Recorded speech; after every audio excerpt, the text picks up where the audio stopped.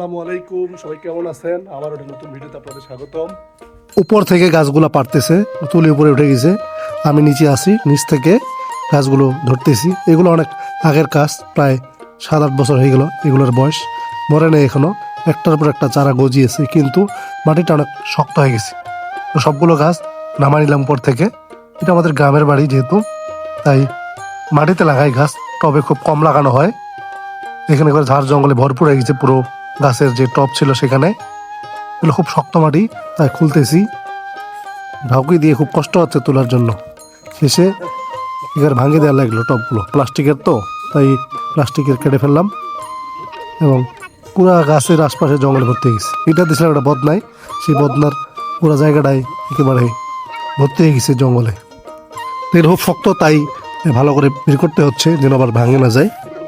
এগুলো ক্যাকটাসের মতো গাছ, আর এগুলো ছিল হচ্ছে আপনার পাথরকুচি পাতা। খুব সুন্দর বেশি এগুলো খুলে নিচ্ছি।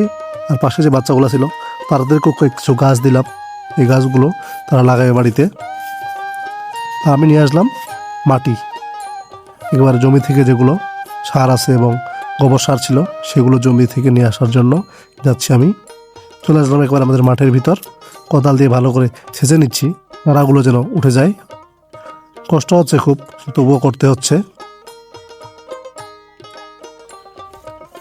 এই ঢাকিতে মাটিগুলো নিয়ে নরম করে নিচ্ছি যেন খুব দ্রুত গাছগুলো গজায়, কারণ শক্ত মাটি হলে গাছগুলো গজাতে কষ্ট হবে।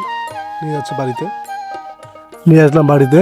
এখানে মাটিটা ভালো করে নিতে হবে, তারপরে নিতে গেলাম সার মুদারের ভিতর, নিলাম গোবর সার, মুদার ভিতরে সার নিলাম, সাথে নিলাম ছাই। এগুলো এখন নিয়ে আসে গুঁড়ো করতে হবে। এখানে একসাথে গুঁড়ো করে নিলাম দুইগুলাই, মাটি আর ছাই আর গোবর সারগুলো। নেওয়ার পরে এখানেই টবের ভিতর দিব, গাছগুলো বসাই। যেগুলো ছিল আগেই ওইগুলোই গাছই, শুধু নরম করে দিলাম মাটিটা। হাতে তুলি আমাকে হেল্প করতেছে। আর আগের যে মাটিগুলো টবগুলো ছিল সেগুলো পরিষ্কার করে নিলাম ভালো করে, মাটি দিলাম হালকা করে। সেখানে দিলাম ওই যে ক্যাকটাসের গাছগুলো, ফুল ফুটে। আপনারা যারা জানেন এই ফুলের গাছের নাম সেটা অবশ্যই কমেন্টে বলবেন।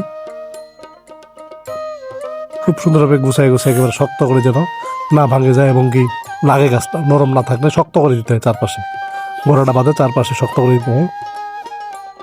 আবার উপরে তুলিকে তুলে দিলাম এবং আমি নিচ থেকে সেই গাছগুলো তুলে দিব, সেই উপরে লাগাবে।